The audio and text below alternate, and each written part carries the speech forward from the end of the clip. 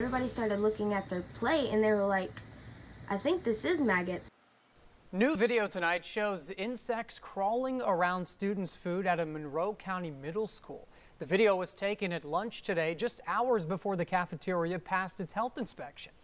Now, for obvious reasons, students and parents say they are disgusted, but tonight, the school is saying this was an isolated incident. Yeah, I talked to a 7th grader who found what officials are calling flower mites in her food. Take a look.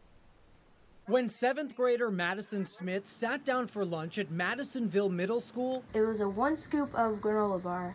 She and her classmates noticed something on their plates was moving. It looked like maggots, so that's what I thought it was. Madison pulled out her phone and started recording. Everybody started looking at their plate and they were like, I think this is maggots. And so people started getting out their phones and recording so that we could show our parents. She immediately sent the video to her mom, who couldn't believe it. And I hit play and she starts zooming in and it's maggots. What in the world? How could somebody feed children maggots? Madison's mom went right to the school where she says she talked to the kitchen staff. You cannot tell me that you didn't see that.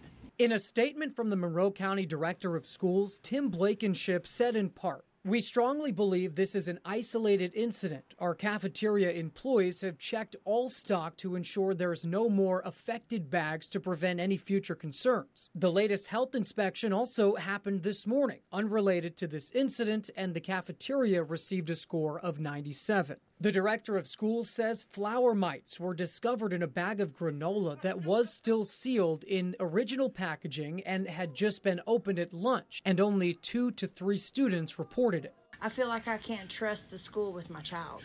And as Madison heads back to school, her mom says they'll be packing their lunch from now on.